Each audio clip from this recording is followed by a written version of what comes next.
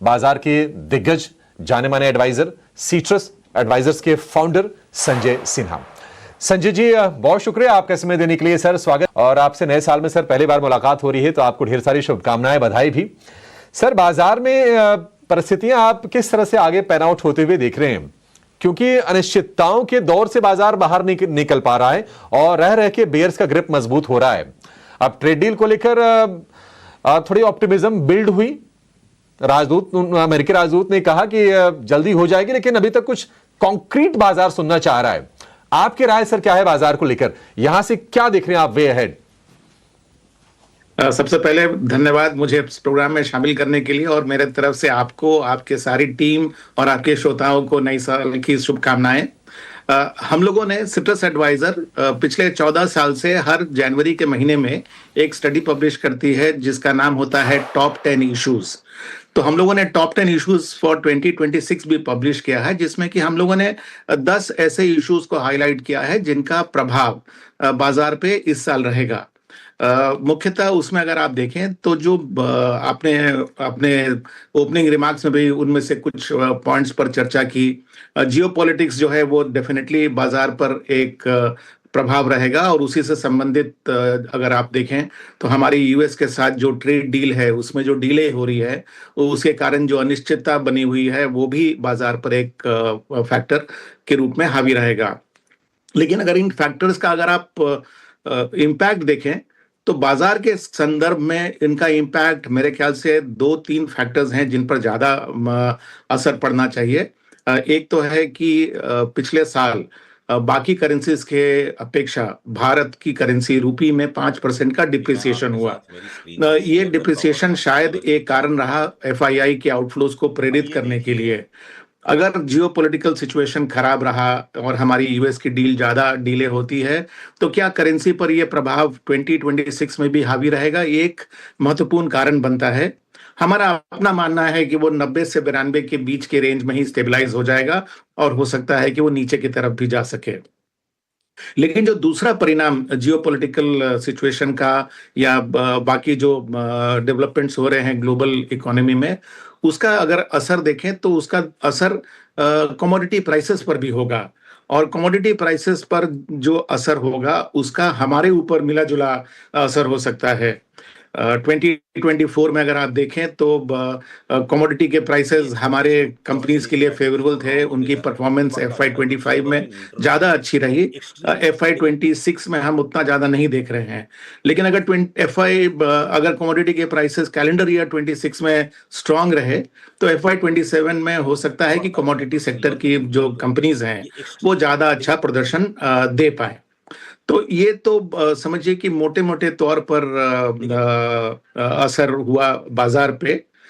लेकिन अगर आप इसको निवेशक के रूप में देखना चाहें और स्ट्रैटेजी के रूप में ढालने की रूप में देखें तो 2025 ने हमें एक चीज सिखाया कि जो लॉजिकल टॉप डाउन इंटरप्रिटेशन होता है उसका डेफिनेट जरूरी नहीं है कि उसका असर बॉटम अप स्टॉक परफॉर्मेंस पे हो।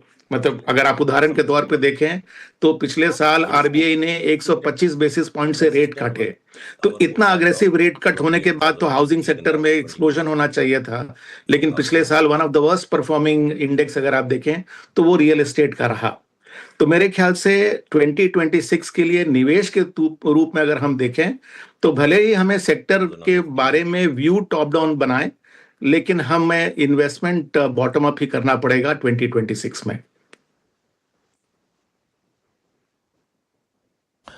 संजय सर, सभी की नजरें हैं और इंतजार बहुत लंबा हो गया कि ट्रेड डील अब होगी तब होगी, और बहुत सारे वॉइसेस ये भी कह रहे हैं कि बाजार ने कहीं ना कहीं अब उन चीजों को ना डाइजेस्ट कर लिया है, टैरिफ और ट्रेड डील के इंपैक्ट को। क्योंकि देखिए, भले ही प्राइस करेक्शन ना हुआ हो लेकिन टाइम करेक्शन तो बाजार में हुआ है। आप भी क्या यही मानते हैं, या फिर आपको लगता है कि जिस दिन भी जो अनाउंसमेंट आएगा बाजार में नीजर के अलावा एक सस्टेन बाइंग या सेलिंग जो भी आउटकम हो बाजार में हमें देखने को मिलेगा, वो और बाकी है बाजार में अभी वो? मेरे ख्याल से देखिए, जब ट्रेड डील फाइनली कंज्यूमेट हो जाएगा उसका असर मेरे ख्याल से बाजार पर डेफिनेटली सेंटिमेंट के तौर पर पॉजिटिव होगा, क्योंकि बाजार उसको नियर टर्म और मीडियम एंड लॉन्ग टर्म के पर्सपेक्टिव में देखेगा। लोगों का मानना यह भी है कि जो फॉरेन इंस्टीट्यूशनल इन्वेस्टर्स हैं उनकी सेलिंग का एक कारण ये भी है कि हमारी यूएस के साथ डील नहीं हो रही है। तो पिछले अगर आप देखें 2025 में तो एफआईआई की सेलिंग करीब 2.25 लाख करोड़ की रही। लोग ऐसा मानेंगे कि ट्रेड डील फाइनलाइज होने के बाद ये सेलिंग की क्वांटिटी या तो कम हो जाएगी या हो सकती है कि पॉजिटिव भी हो जाए। तो मेरे ख्याल से मीडियम टर्म पे लिक्विडिटी का जो स्पेक्यूलेशन होगा वो भी बाजार में एक उछाल का कारण बना रहेगा for more than just a नीजक reaction. लेकिन आपने जो कहा ना कि क्या बाजार ने इस बात को अपने लेवल पे एब्जॉर्ब कर लिया है, तो देखिए यूएस की ट्रेड डील हमारे ख्याल से अब हमारे लिए सेंटिमेंट के लिए ज्यादा इंपॉर्टेंट हो गया है रादर देन फंडामेंटल, क्योंकि जिस तरह से इकोनॉमिक डेटा पब्लिश हुई अप्रैल से लेकर नवंबर तक का जो ट्रेड डेटा पब्लिश हुआ उसमें यह देखा गया कि हमारी यूएस को एक्सपोर्ट एक्चुअली 11% से बढ़ी है। तो मैं इससे बहुत सरप्राइज नहीं हूं, क्योंकि कुछ सेक्टर्स पर अगर इम्पैक्ट को छोड़ दे, जैसे टेक्सटाइल पर हुआ या इस तरह के जो जेम ज्वेलरी और इस तरह की ऑटो एंसिलरी की जो एक्सपोर्ट्स यूएस में होती है, उस पर डेफिनेटली टैरिफ का असर पड़ा है। लेकिन अब तक सर्विसेज सेक्टर पर टैरिफ का असर नहीं हुआ है। प्लस हम मोबाइल फोन भारत में प्रोड्यूस करते हैं, यूएस को एक्सपोर्ट करते हैं, उस पर भी टैरिफ का असर नहीं हुआ है। तो ओवरऑल अगर आप देखें तो जितना बड़ा आघात ट्रेड डील के डिले से इकोनॉमिक तौर पे होना चाहिए था उतना पूरे इकोनॉमी के लिए नहीं हुआ है, लेकिन कुछ कुछ सेक्टर्स पर डेफिनेटली हुआ है। संजय सर, मेटल्स के बारे में आपसे व्यू लेना चाहेंगे। देखिए, वैसे तो कहा जाता है कि नहीं मेटल्स टेक्निकल्स हैं, लेकिन पिछले साल भर में क्या अद्भुत रैली हमने देखी है। और स्पेशली अगर आप देखेंगे कि सिल्वर हो गया, जिंक हो गया, कॉपर, लेड, सारे के सारे मेटल चले हैं। अब सप्लाई को लेकर डिस्ट्रप्शंस भी रहे हैं। इधर डॉलर थोड़ा सॉफ्ट हुआ है, रेट कट के सिनेरियो बने तो और सपोर्ट मिल गया। क्या आपको लगता है कि मेटल को लेकर अब थोड़ा डरना चाहिए? और अगर पैसे बन गए हों, बने ही हैं, सबके ही बने होंगे, अगर किसी ने पिछले 6 महीने साल भर में पोजीशन ली होगी तो थोड़ा प्रॉफिट टेकिंग के बारे में निश्चित सोचना चाहिए। देखिए, कमोडिटीज को हम लोगों ने 5 भाग में बांटा है और वो हमारी स्टडी का हिस्सा भी है। मैं सारांश में ही उसको बताना चाहूंगा। ये 5 हिस्से हैं: agriculture, ferrous, non ferrous, precious and crude.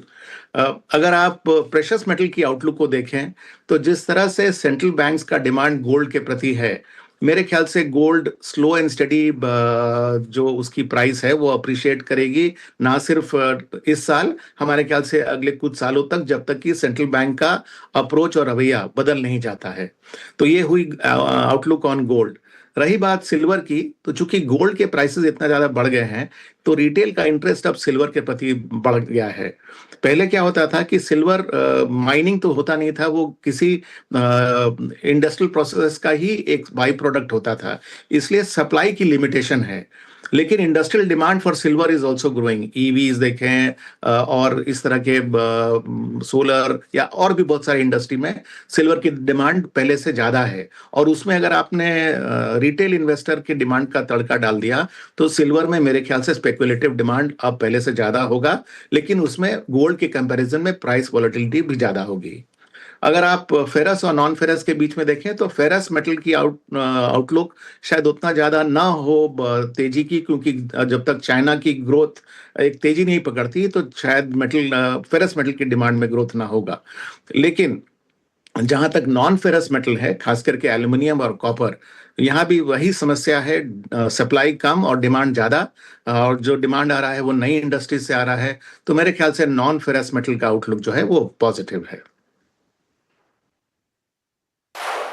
Sanjay sir, budget के बारे में भी आपसे व्यू लेना चाहेंगे। बजट को लेकर भी अब कहा यह जाता है, जब से जीएसटी वगैरह आ गया, कि एक तरह से नॉन इवेंट सा हो गया। और ऐसा होता है कि सरकार अब तो साल भर डिसीजन लेती रहती है, तो एक तरह से अभी भी एनुअल डॉक्यूमेंट तो है, बट शायद रेलेवेंस धीरे धीरे कम होता गया। हालांकि जो इन्वेस्टर्स हैं उनके लिए एक की इवेंट होता है बजट का राउंड। हम देखते हैं कि बाजार में भी थोड़ी बहुत उत्साह बनती है, कुछ कुछ सेक्टर्स चलते हैं। आपकी क्या उम्मीदें हैं बजट को लेकर? क्योंकि केपेक्स तो ऑलरेडी हम देख रहे हैं कि 11.25 लाख करोड़ रुपए के आसपास का केपेक्स है। हो सकता है कि 25,000 50,000 करोड़ रुपए इधर उधर, उसमें वो लेवल लगभग वही रहेंगे। आप क्या उम्मीद करके चल रहे हैं और क्या बजट के अराउंड कुछ आप स्टॉक मार्केट में कुछ बाइंग करने की सलाह देंगे? अब ये देखिए तो देखिए, आपने बिल्कुल सही कहा कि बजट का महत्व अब एज अ पॉलिसी डॉक्यूमेंट पहले से कम हो गया। पिछले साल ही अगर आप देखें तो बजट के बाहर बहुत सारी पॉलिसीज अनाउंस हुई, जिस तरह से न्यूक्लियर पावर का प्राइवेटाइजेशन, या फिर आप डिफेंस प्रोक्योरमेंट को देखें, या फिर सेमीकंडक्टर की पॉलिसी को देखें, तो ये सब बजट के बाहर रहता है। लेकिन हम जिस तरह से त्योहार मनाते हैं उस तरह से हम बजट के प्रति भी उत्साहित रहते हैं। मेरे ख्याल से बजट का जो महत्व है वो दो कारणों से है। एक तो ये है कि वो सरकार के अकाउंट्स का लेखा जोखा आपके सामने प्रस्तुत करती है, तो आपको ये पता चलता है कि सरकार एक्सपेंडिचर के एरिया में क्या इम्प्रूवमेंट लाने की कोशिश कर रही है और वो कितना उसके नंबर में रिफ्लेक्ट कर रहा है, और उसके साथ प्रोस्पेक्टिव अगले साल वो इसमें क्या क्या पहल लेगी, उसका एक बहुत बड़ा इम्प्लीकेशन गवर्नमेंट की बोरिंग प्रोग्राम पर होती है, और उसका असर जो है वो बॉन्ड मार्केट पर भी देखा जाता है। सिमिलरली बजट का महत्व रेवेन्यू के तरफ भी उसका महत्व है, क्योंकि किस तरह से सरकार अपनी रेवेन्यू को ग्रो करना चाहती है, क्या वो टैक्स के द्वारा करना चाहती है या फिर वो डिसइन्वेस्टमेंट के रूप से करना चाहती है, तो इसका महत्व मेरे ख्याल से इसलिए है। तो इन सब चीजों को अगर मैं सामने रखूं और अपनी बजट 2026 को देखूं, तो मुझे लगता है कि देखिए, ये इस सरकार की मोर और लेस मिड टर्म बजट है, और इस बजट में वो कुछ मेजर अगर प्रोजेक्ट्स की अनाउंसमेंट करेंगे तो वो प्रोजेक्ट अगले इलेक्शन के पहले ही एग्जीक्यूट होने की उसकी संभावना है। और चूंकि इस बजट से लोगों को उम्मीद बहुत कम है, तो कुछ पाथ ब्रेकिंग अनाउंसमेंट हो सकता है, वो टैक्स के जरिए एरिया में हो, या फिर किसी डिसइन्वेस्टमेंट प्राइवेटाइजेशन के एरिया पे हो, तो ये एक किकर हो सकता है एक्सपेक्टेशन पे। तो इन सब को सामने रखते हुए मेरे ख्याल से जिस तरह की गिरावट हम लोग अभी हाल के दिनों में ईपीसी कैपिटल गुड्स के स्टॉक्स में देख रहे हैं, मेरे ख्याल से एक अवसर पैदा कर रहा है ये गिरावट हम लोगों को एक छोटी सी पोजीशन इसमें बनाने के लिए, बजट के उसको ध्यान में रखते हुए। साथ ही साथ मुझे लगता है कि सरकार अपने फिस्कल डिसिप्लिन को कायम रखेगी, और इसके कारण मुझे नहीं पता अगर ये जो बॉन्ड मार्केट है उस पर भी अब एक स्टेबिलिटी आने की संभावना है, क्योंकि पिछले साल जब जीएसटी रैशनलाइज हुआ था उसके बाद ऐसी उम्मीद की जा रही थी कि सरकार अपनी इंफ्रास्ट्रक्चर स्पेंडिंग को कम कर देगी और फिस्कल डेफिसिट कंट्रोल में नहीं रहेगा। तो सरकार अपने फिस्कल डिसिप्लिन को बनाए हुए अगर इंफ्रास्ट्रक्चर की स्पेंडिंग बढ़ाती है तो वो भी एक पॉजिटिव सिग्नल होगा, और बॉन्ड मार्केट में अगर सॉफ्टनेस हुआ तो मेरे ख्याल से रेट सेंसिटिव स्टॉक्स जो हैं वो अच्छा करेंगे। ठीक है संजय जी, बहुत शुक्रिया सर, आपने काफ़ी विस्तार से और काफ़ी बारीकी से चीज़ों को आपने सही परिप्रेक्ष्य में रखा है। बहुत शुक्रिया, आज आपने समय दिया और हमसे आपने बातचीत की। धन्यवाद। चलिए